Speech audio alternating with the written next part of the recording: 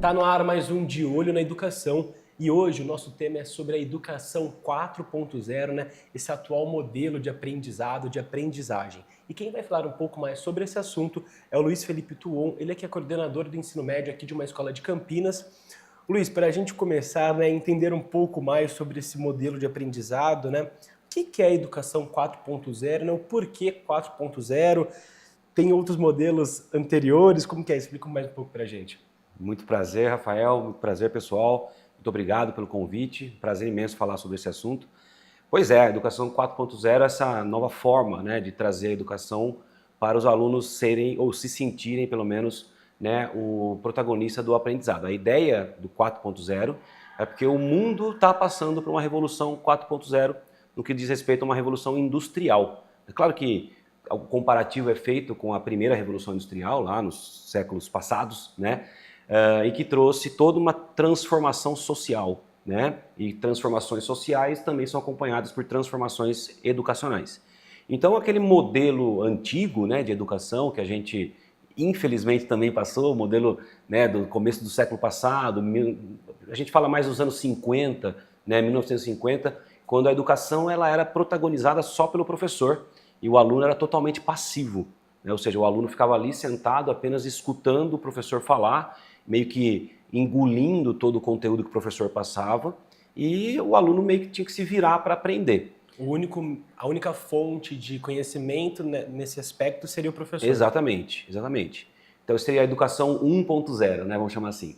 E aí depois, muitos anos depois, já estamos nos anos 90 para os anos 2000, né, com a chegada da internet, especialmente, apresentações, né, o tal do PowerPoint, isso tudo mudou um pouquinho a educação, trazendo uma maior facilidade para os alunos aprenderem, porque os professores apresentavam seus conteúdos não só daquela maneira cansativa, de lousa e fala, mas também traziam filmes, esquemas, mapas, né, mapas mentais, e isso transformou bem a educação já, né, tornando o aprendizado um pouco mais, ou pelo menos relativamente mais fácil.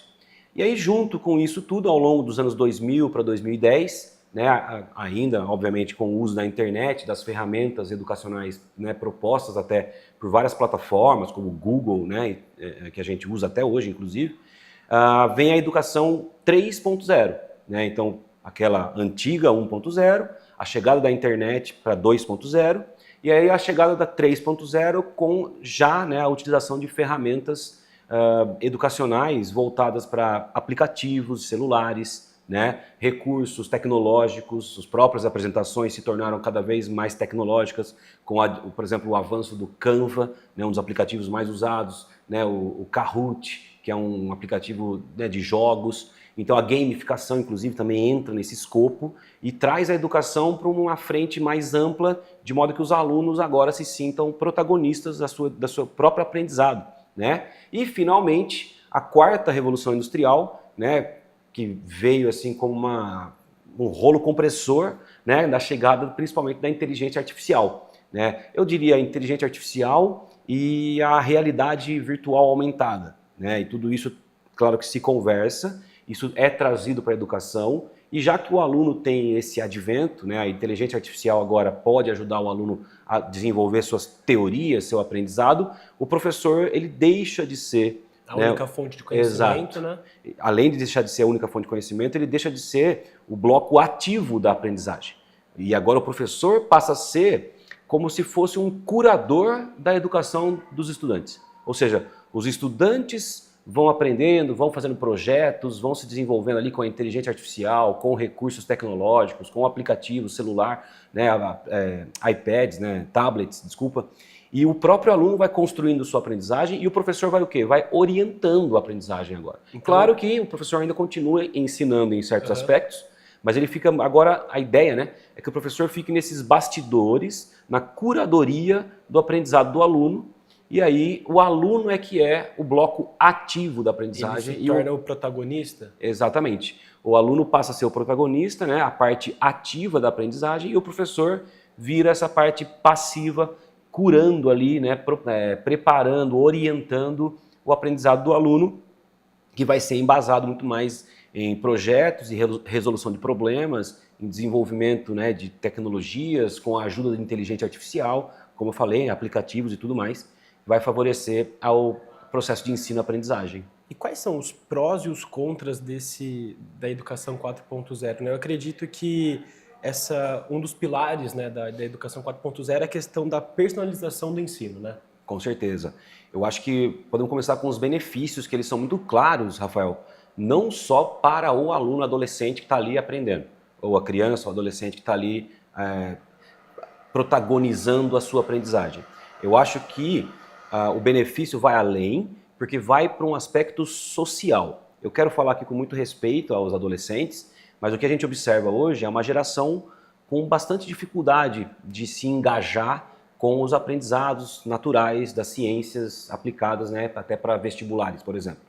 É uma geração que vem de uma pandemia, né, que vem com dificuldades óbvias de aprendizados, e talvez esse benefício, ou seja, essa mudança para a educação 4.0, ou seja, tornar o aluno protagonista do seu próprio aprendizado, não só vai favorecer o aluno, como vai favorecer a sua vida adulta. Quando ele se tornar uma pessoa adulta, no mercado de trabalho, ele vai ser muito mais autônomo, ter muito mais responsabilidade. Por quê? Porque ele vai ter passado por essas responsabilidades na escola, tendo ele que ter planejado o seu projeto, tendo ele ter planejado suas provas, seu conhecimento, sua aprendizagem.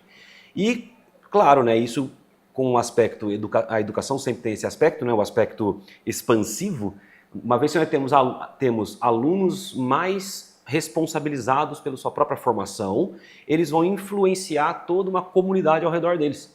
E influenciando a comunidade, ele influencia também, né, um desenvolvimento muito melhorado, inclusive, dessa população ao redor.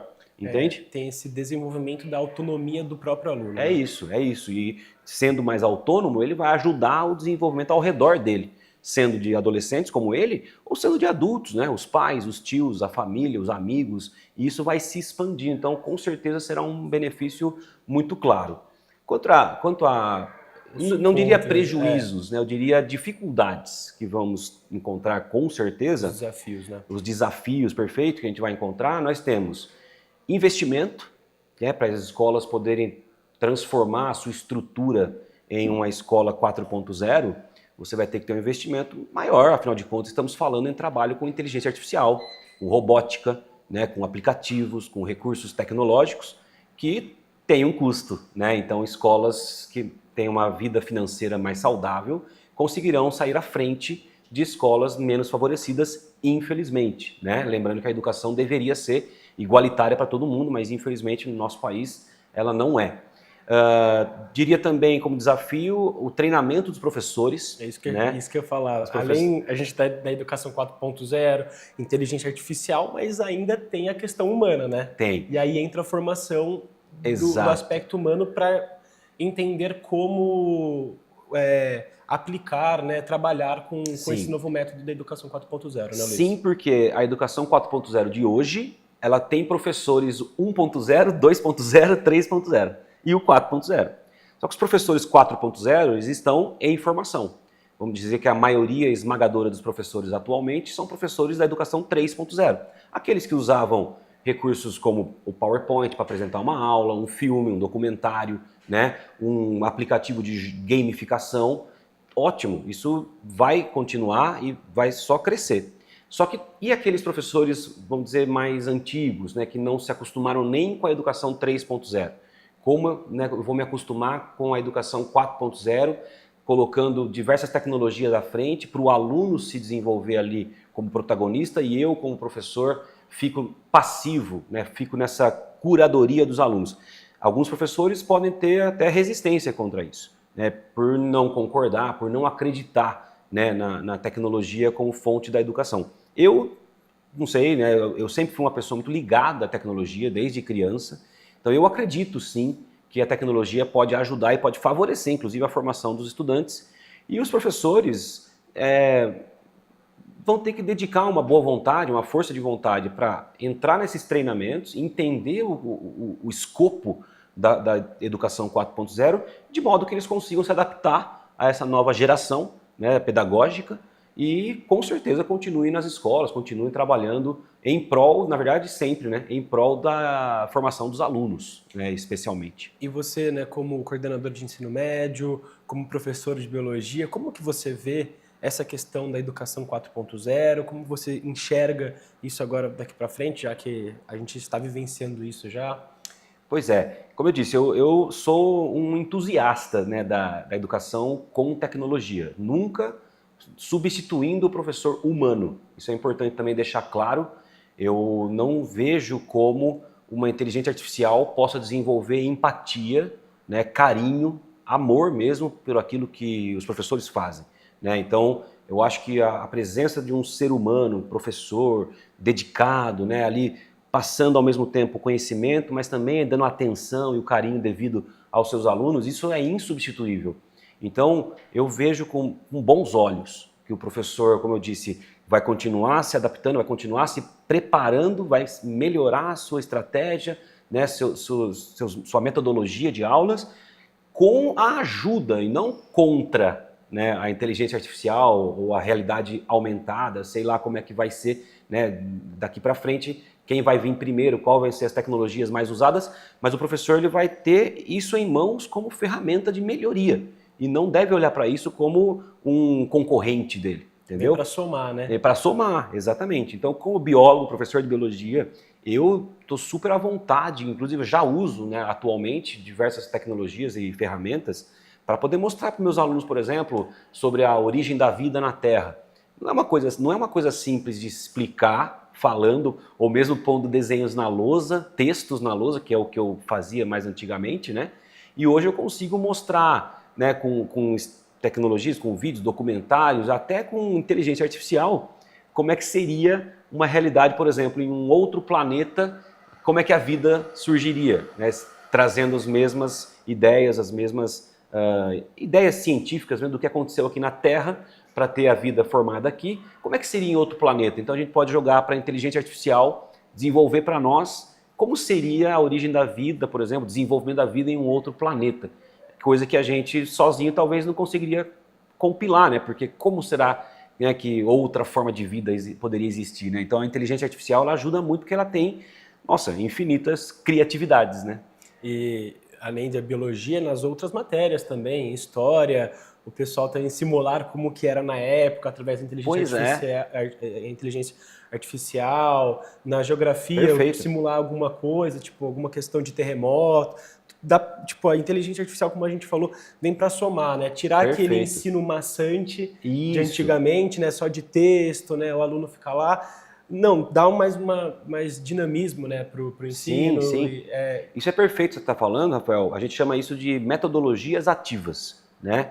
Porque é ativo, aquilo que eu falei no começo, né? Antigamente o professor era o ativo e o aluno era o passivo. O aluno só ficava recebendo o conteúdo. E hoje o aluno é o ativo e o professor é o passivo. E aí as metodologias ativas, por quê? Porque elas são voltadas para o aluno, no sentido de resolução de problemas, é o famoso Project Learning Embasement, né? Ou seja, aprendizado embasado em projetos. Vai ter prova? Vai ter prova, normal, prova precisa ter, avaliação é importante, mas também dá para avaliar um aluno, por exemplo, no seu desenvolvimento em um projeto, por exemplo. Não só fazendo uma prova, vamos fazer um projeto, aproveitando que eu dei o exemplo aqui, né, de origem da vida, outros planetas, vamos para Marte. Vamos juntar grupos de alunos e fazer assim, ó, vamos imaginar como que a gente poderia formar uma colônia em Marte. De onde a gente vai tirar oxigênio, de onde a gente vai tirar, né, a estrutura para montar lá uma colônia e tal. Os alunos podem desenvolver esse projeto aqui com a gente, né, do papel até fazer maquetes, inclusive. Robótica entra muito nesse aspecto.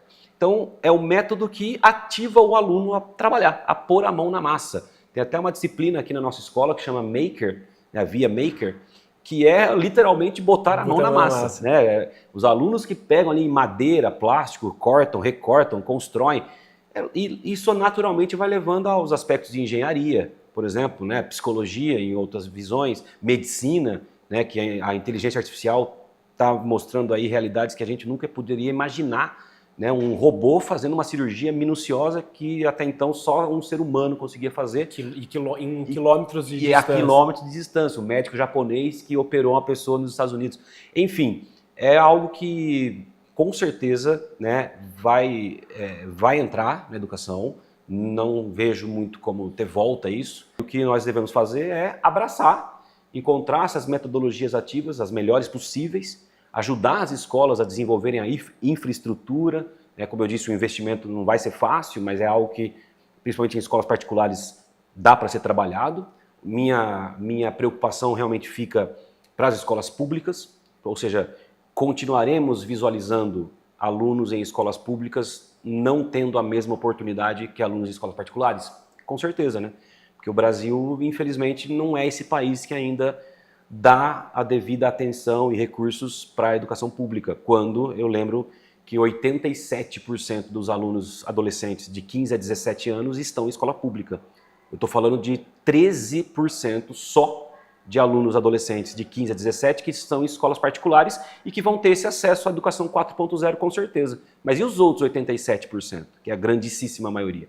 Então a minha preocupação maior fica nesse aspecto, o aspecto público. Agora, quanto à utilização, o que vai render de aprendizado, as metodologias ativas, ensinamento baseado em projetos, enfim, o uso de inteligência artificial, realidade aumentada, treinamento de professores, isso tudo é com certeza enriquecedor demais. Luiz, muito obrigado por essa aula, né, sobre a educação 4.0, né, sobre os prós, os contras, né, os benefícios e os desafios desse modelo de ensino. Muito obrigado, viu? Imagina que isso é um prazer imenso falar sobre isso, falar com vocês todos. E fico à disposição, Rafael. Assim que tiver mais alguma coisa, conte comigo. Estamos juntos. Obrigado, viu, Luiz? E pessoal, ó, não se esqueça de curtir a gente nas redes sociais, no Instagram e no Facebook TV Câmara Campinas, e também de acompanhar todo o nosso conteúdo no canal no YouTube TV Câmara Campinas. Lá tem todas as nossas reportagens, os nossos programas e os nossos quadros. Um abraço, até o próximo De Olho na Educação.